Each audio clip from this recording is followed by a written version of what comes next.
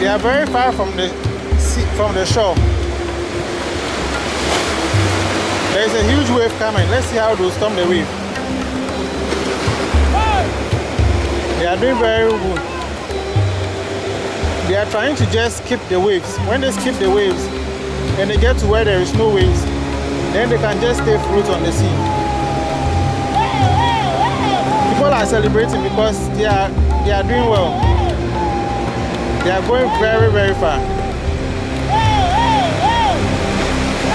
They are having a hard time. There's a lot of water in their boat. There's a lot of water in their boat. This is the third part of my tribute or the biography of my father, named Botwe. And that is Botwe, Botwe became a fisherman when he was young. So this is about his fishing ability, or he when he was a fisherman.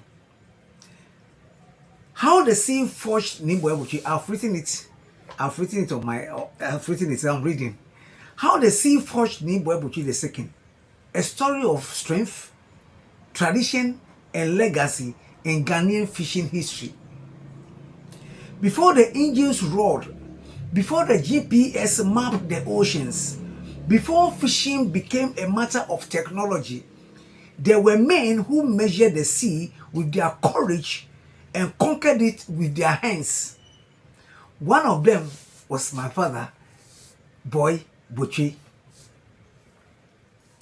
This is the story of Botwe II, the Cantamanton of Nungwa, a man whose greatness was first shaped not in palaces or public squares, but on the restless waters of the Ghanaian coast.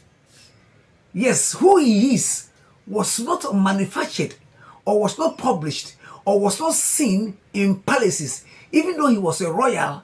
Who he became, what made him who he was not in the chief's palace, or was not in the royal house.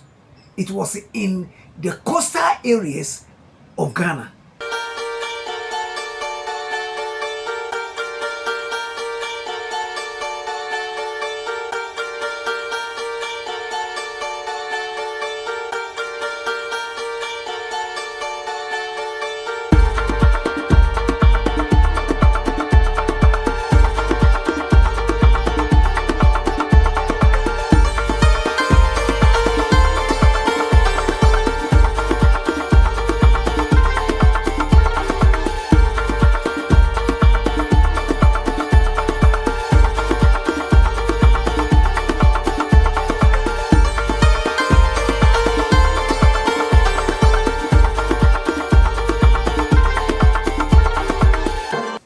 Young Botwe joined his father and brothers in the family occupation, that is fishing.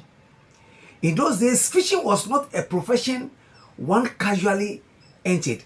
It demanded strength of body, it demanded toughness of mind, and a spirit of unafraid of danger. There were no outboard motors. There were no outboard motors when he was a fisherman. No sonar, no manufactured hauling systems. Canoes were pushed into the deeps by the bare hands and determined hearts. Yes. When I was young, I saw some of these things. And the canoe is pushed from the shore into the sea with bare hands, not a machine. And you see these young boys, you see my father pushing the canoe into the sea. I was not born then. But those I saw when I was young at the Nuwa Beach, Sakumono, and so on. They were young men who became mature and pushed the canoes into the sea with their bare hands. They paddled these heavy wooden canoes into the open waters, which will require stamina and beyond imagination. When they push these canoes into the sea, what happens is they use their bare strength, not machines. It was later years that outboard motors came. but they were using their paddles. Do you understand? Do you see? They use the paddle, and when the waves is coming, this young man and his family, they fight against the waves that is coming opposite them. Fishing requires the same energy and camaraderie. Wow. Okay, let's see. Yes, they escaped. Very nice. Congratulations. They are doing very well, but they have still not they've still not skipped all the waves.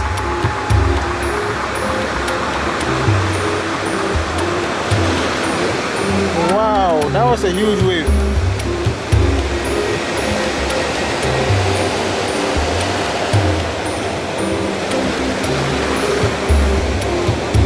Wow. So it's 2 men on the boat. Wow, they're having a hard time.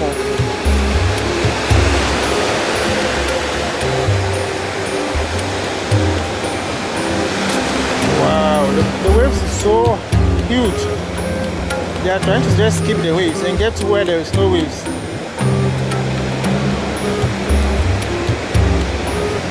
But there's a lot of water. I can see they are not paddling anymore. There's a lot of water in their boat.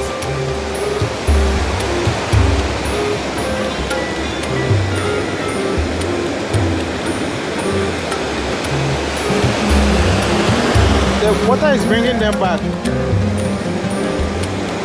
They are trying to just skip the water, but the water is bringing them back.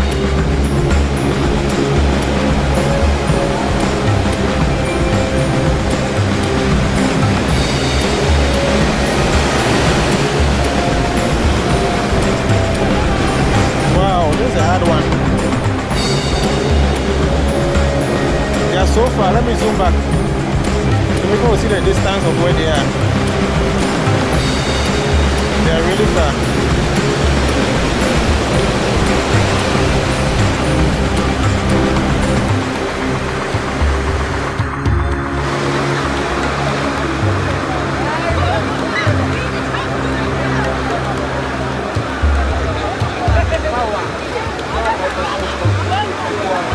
So the men are still trying.